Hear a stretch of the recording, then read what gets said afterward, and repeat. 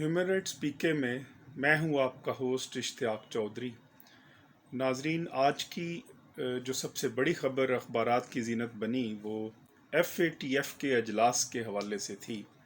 Financial action task force का जो इजलास वेबिनर था वो 5 रोज़ जारी रहने के बाद वो ख़त्म हुआ और कल 25 जून को जो प्रेसिडेंट थे उन्होंने एक दफ़ा फिर ये एलामिया जारी किया और पाकिस्तान को के मुतल्लक उन्होंने ये कहा कि अभी मज़ीद ग्रे लिस्ट में रहना पड़ेगा। अगरचे 26 जो इंस्ट्रक्शंस थी, जो एक्शंस थे as per advised by FATF, वो हमने सर अंजाम दिए, लेकिन फिर भी एक पॉइंट की वजह से हमें ये कहा गया कि वो भी सर अंजाम दें जो मॉनिटरिंग करें, जो मनी लॉन्ड्रिंग है और टेरर फाइनेंसिंग के हवाले से आप तो मज़ीद मेहनत करें और मज़ीद अपनी जो कन्विक्शन है वो बहुत कम है टेररिस्ट केसेस में, तो आप कन्विक्शंस को बढ़ाएं। तो इस तरह करके फिर अब ये मामला जो है वो आइंदा के इजलास तक मुअख्खर कर दिया गया है।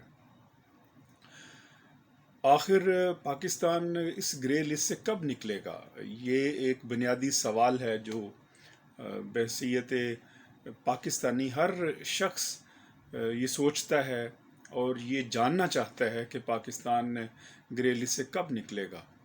2-3 बातें बहुत अहम हैं। एक बात तो ये है कि इस वक्त जो आलमी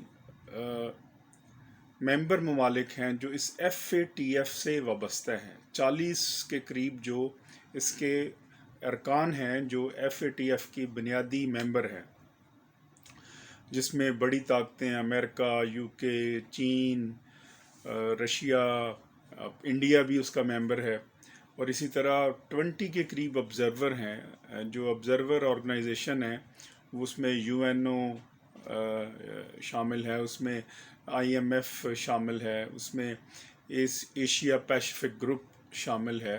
इस तरह बाकी ऑर्गेनाइजेशंस हैं जो इंटरनेशनली हैं। तो इन तमाम की रिकमेंडेशन के बाद फिर ये फ़ैसला होता है कि किसी को ग्रे लिस्ट में रखना है या वाइट लिस्ट में रखना है। तो अगर आप इन मेंबर ममालिक की और ऑर्गेनाइजेशन को का जायज़ा लें तो आप इस नतीजे पे पहुंचेंगे कि ये आलमी ताकतों की एक बहुत बड़ी एक मुनाफिकाना एक पॉलिसी है, जिसमें वो वही अदारे उनके और वही ऑर्गेनाइजेशन उनकी जो मॉनिटर करती हैं सारी चीज़ों को कि उन्होंने काम लेना है तीसरी दुनिया के लोगों से, और वो डू मोर और डू मोर जो है वो कहकर हाँ आपको निकालती भी नहीं है और आपको कहती हैं आपने उधर ही रहना है। और तो इस लिहाज से अगर ये देखें तो इसका मतलब ये हुआ कि जब तक इंटरनेशनल सिनेरियो चेंज नहीं होता तब तक जो है वो ये हमें मुश्किल हालात का सामना करना पड़ता रहेगा, जिस तरह FATF के इस अजलास में हुआ। अब आलमी मंजरनामा में हम सब जानते हैं कि इस वक्त हम यूनिपोलर वर्ल्ड में हैं अभी तक, और उससे बाहर नहीं निकले। और जब बाहर उसी सूरत निकल सकते हैं जब मुख्तलिफ पोल्स इमर्ज हों, जैसा कि तवक्को की जा रही है कि चाइना जो है वो recently with in the year of 2030 एक इकनॉमिक पावर के तौर पर, बड़ी ताकत के तौर पर इमर्ज होगा। और इसी तरह जर्मनी, रशिया, ये भी एक बहुत अलग से एक आलमी सियासत में एक बड़े पोल नज़र आएंगे।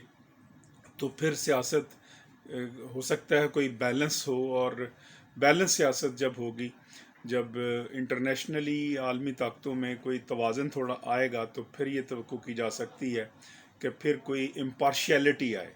पाकिस्तान का मसला ये है कि उसको इम्पार्शियल निगाहों से देखा जाए आलमी सतह के ऊपर।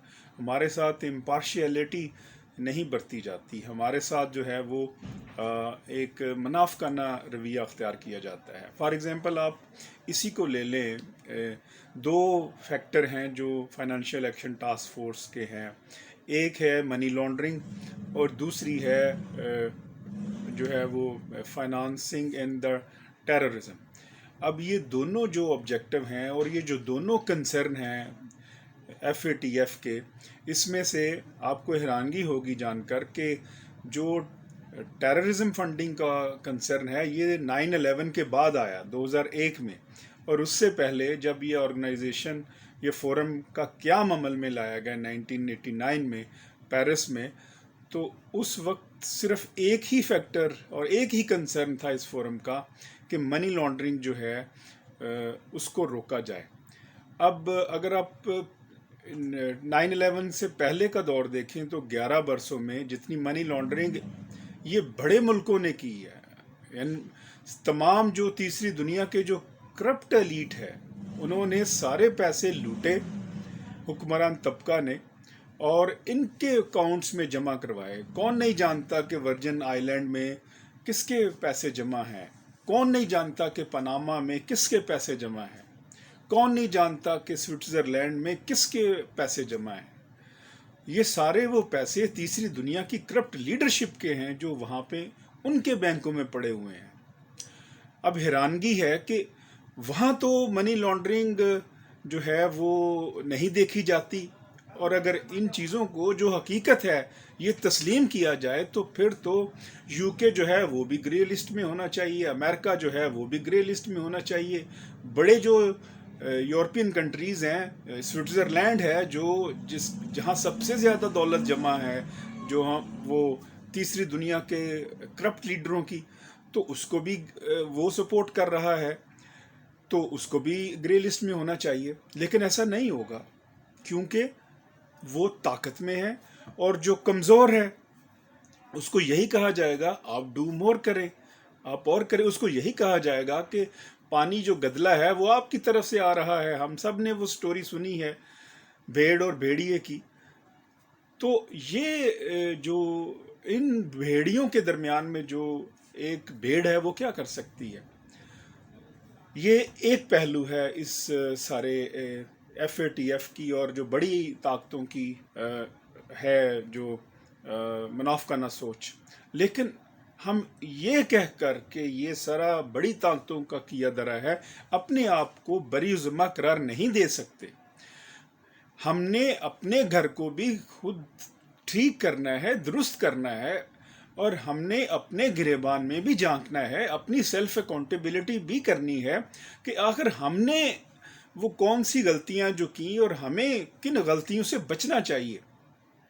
فار ایگزامپل آپ دیکھیں کہ سفارتکاری میں ہم ناکام ہیں ود ڈیو ریسپیکٹ. ہم اس طرح ہماری سفارتکاری نہیں ہو رہی جس طرح سفارتکاری انڈیا کی ہو رہی ہے. آپ دیکھیں کہ انڈیا کے اندر اتنی قتل و غارت گری ہوئی، انڈیا کے اندر ٹاٹا، البانی، یہ بڑے بڑے جو آپ کے متل، لکشمی متل، یہ سارے جو لوگ ہیں بڑے بڑے، انہوں نے کس طرح فنڈنگ کی ہے وہاں پہ پرسیکیوشن کے لیے، ریلیجیس پرسیکیوشن کے لیے، جہاں پہ کرسچنز کو مارا گیا، جہاں پہ مسلم کمیونٹی کو مارا گیا، جہاں پہ سکھ کمیونٹی کو مارا گیا. اور سکھوں کی وہاں پہ پنجاب میں زمینیں ہتھیانے کے لیے انہوں نے اپنے سارے وسائل جھونکے اور وہاں پہ قتل و غارت گری کی. اور ابھی بھی جو ہے وہ سکھ موومنٹ، کسانوں کی جو موومنٹ ہے وہ انڈیا میں چل رہی ہے. تو وہاں تو ٹیرر فائنانسنگ نظر نہیں آتی عالمی دنیا کو اور ان ممبر ممالک کو جو FATF سے وابستہ ہیں، ممبر ہیں. تو پاکستان میں کچھ ہے بھی نہیں ہے تو لیکن پھر بھی نظر آتی ہے. تو ایک تو سفارتکاری کے اوپر توجہ دینا ہوگی. ہمیں جو ہے وہ ہم انفارچونیٹلی ہم جو ہیں وہ جو ٹرینڈ سفارتکار ہے ہم ان کو نہیں لگاتے. ہم صرف اپنے چونکہ کانٹیکٹس نبھاتے ہیں، اپنے کانٹیکٹس کے بدلے جو ہے وہ لوگوں کو نوازتے ہیں. یہ نوازنے کا سلسلہ ختم ہونا چاہیے. خدارا یہ ملک ہے، یہ 22 کروڑ عوام کا ملک ہے، یہ ریاست پاکستان ہے. اس پاکستان کے حال پر رحم فرمائیے اور جو بیسٹ، جو اپنے شعبے کا بیسٹ آدمی ہے اس کو آپ آگے لے کے آئیں. جب تک آپ اس شعبے کے بیسٹ آدمی کو آپ آگے نہیں لے کے آئیں گے تو آپ سفارتکاری میں ناکام رہیں گے. آپ کہنے کی ضرورت نہیں ہے.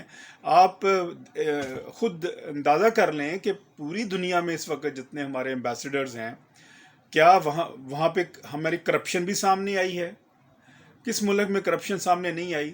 تو دیکھنا یہ ہے کہ یہ وہاں پہ جب ہم آن میرٹ لوگوں کو نہیں لگائیں گے، بیسٹ ڈپلومیٹس نہیں لگائیں گے، تو پھر ہمیں جو ہے وہ مشکل کا سامنا کرنا پڑے گا. دوسری امپورٹنٹ بات جو ہے وہ definitely law and order situation کی ہے. آپ نے دیکھا کہ گزشتہ 5 روز میں جب یہ اجلاس جاری تھا ویبنر، اور اس دوران جو واقعات ہوئے وہ بھی بہت امپورٹنٹ تھے. لاہور میں واقعہ ہوا جہاں پہ بم دھماکہ ہوا. یہ لا انفورسمنٹ ایجنسیز کو اس حد تک تو وہ اپریسیشن کی مستحق ہیں ہم کہ انہوں نے فوری طور پر دھماکے کے ماسٹر مائنڈ کو گرفتار کیا، جس طرح کے ہمیں خبریں ملیں. لیکن اب اس کے پیچھے ڈیفینیٹر کون ہے؟ انڈیا ہو سکتا ہے کہ یہ جو ٹائمنگ ہے بہت امپورٹنٹ ہے کہ ادھر ایف اے ٹی ایف کا اجلاس ہو رہا ہے اور ادھر یہ دھماکہ ہو رہا ہے. اس کے ساتھ کچھ نااقبت اندیش ہمارے اپنے ہی لوگ جو ہیں وہ انہوں نے جو طالبان کو آئیڈیلائز کیا، یہ غلط کیا اس موقع کے اوپر. کے پی میں اسمبلی میں ایک پی ٹی آئی کے لوگ قرارداد لے کے آئے، تو پھر اس کے بعد آپ نے دیکھا کہ ہم نے کل ادھر اجلاس ہو رہا تھا، ادھر یہ ٹرینڈ چل رہا تھا ٹویٹر کے اوپر، دا طالبان آور گائیڈ. اب مجھے یہ بتائیے، ٹھیک ہے یہ ٹرینڈ بھی انڈیا نے چلایا ہوگا، یہ ٹرینڈ کہاں سے چلا اس کو انویسٹیگیٹ کرنے کی ضرورت ہے. انڈیا نے کہاں سے چلایا، کس طرح وہ اس نے انٹروین کیا. لیکن ہمارے اپنے بھی لوگ جو ہے وہ نہ چاہتے ہوئے بھی اور سمجھ بوجھ نہ رکھتے ہوئے اس ٹرینڈ کا حصہ بنے، اور پھر اس ٹرینڈ میں جا کے جو 2 پول پیدا ہوئے، ایک نے اس کو کرٹیسائز کیا اور ایک تعداد وہ تھی جو ان کو آئیڈیلائز کر رہی تھی. اب مجھے یہ بتائیے کہ جب آپ طالبان کو اپنا گائیڈ کہیں گے، اب وہ تو پھر آپ عالمی برادری سے کیا توقع رکھیں گے کہ عالمی برادری آپ کو ایک پروگریسو یا ماڈریٹ سمجھے؟ وہ تو آپ کا لنک جب طالبان سے جڑے گا تو پھر تو ڈیفینیٹ ہے یہ معاملہ دیکھنا پڑے گا کہ پھر آپ کس حد تک جو ہے وہ اپنے صحیح اس پرنسپل کے ساتھ ہیں جو پاکستان چاہتا ہے، اور جو ریاست پاکستان کی بنیاد ہے ایک ماڈریٹ اور پروگریسو پاکستان. اور تیسری امپورٹنٹ چیز یہ ہے کہ ہم انہی لیڈروں کے بارے میں وہ سارے بیانات بھی سامنے آ گئے کہ جو اسامہ بن لادن کو آپ شہید کہہ رہے ہیں. یہ ساری باتیں جو ہیں وہ ڈیفینیٹلی یہ ایفیکٹ کرتی ہیں. لہٰذا پاکستان نے آگے بڑھنا ہے، پاکستان نے آگے جانا ہے، اور پاکستان نے ایف اے ٹی ایف کی جو ہے اس گرے لسٹ سے باہر نکلنا ہے.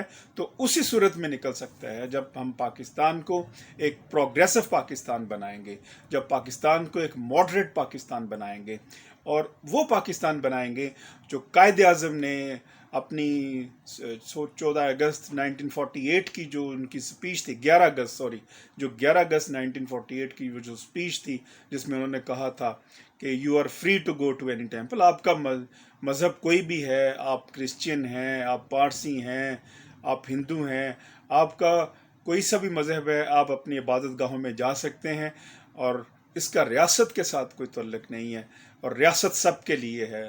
ریاست کا کام تمام انسانوں جو اس ریاست میں بستے ہیں اس کے حقوق کی حفاظت کرنا ہے. امید ہے ہم توقع رکھیں گے کہ ایک پاکستان ایک پروگریسو اور ایک ماڈریٹ پاکستان سامنے آئے، اور ہم آئندہ چل کر گرے لسٹ سے باہر نکل کر وائٹ لسٹ میں شامل ہو جائیں. بہت شکریہ. اللہ نگہبان. اللہ حافظ.